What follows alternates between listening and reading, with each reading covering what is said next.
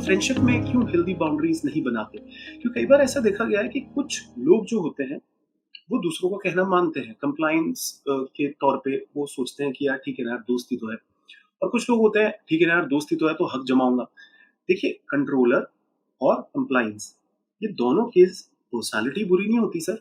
पर अगर एक इंसान को कुछ प्रॉब्लम हो रही है और वो अपने दोस्त को, जो उसका खास दोस्त है, उसको ही नहीं बता रहे, तो यार वो आपका दोस्त है, वो आपको प्यार करता है। अगर आप अपनी परेशानी उसको बताओगे, वो निश्चित ही समझेगा। और अगर वो नहीं समझ रहा, वो आपका दोस्त है ही नहीं, वो दिखावा कर रहा है।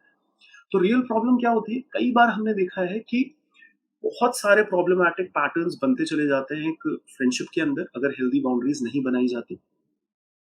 आप कोई भी एक रिलेशनशिप को उठाइए और सोचिए कि किस तरीके की कंप्लेन और किस तरीके की डिमांड वहां पर ज्यादा की जाती है। और अगर दो लोग आपस में एक दूसरे को कहते हैं ना कि मुझे नहीं पता, तेरे को कल आना है और इतने बजे आना है और आना ही होगा तेरे को। अब क्या हो रहा है, दूसरा इंसान मना नहीं कर पा रहा, पर दूसरे इंसान का बिल्कुल मन नहीं है। तो फिर वो क्या है, वो परेशान हो रहा है, वो बाउंड्री ड्रॉ नहीं कर पा रहा। वो जब ड्रॉ ही नहीं करी तो वो बता भी नहीं पा रहा उसको। और उसके अंदर ही अंदर उस इंसान के प्रति एक नेगेटिविटी आ रही है, जो सर लॉन्ग रन पे आपके रिलेशनशिप को इफेक्ट करती है।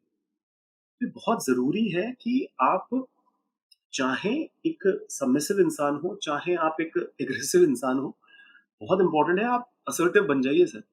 आपको बाकायदा दूसरे इंसान को ये समझाना होगा, बड़ी प्यार से, रिस्पेक्ट से, क्योंकि आप प्यार करते हैं, उस रिलेशनशिप की इंपॉर्टेंस है आपके मन के अंदर। तो आप समझाएंगे दूसरे इंसान को, दूसरा इंसान समझेगा, बाकायदा समझेगा सर, होना ही चाहिए।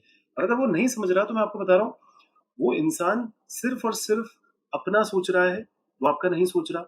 और इससे आज नहीं तो कल रिलेशनशिप तो वैसे भी टूटनी है सर।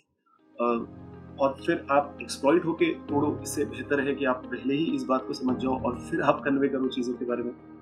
तो फ्रेंडशिप में इन चीजों का ध्यान रखना बहुत जरूरी है।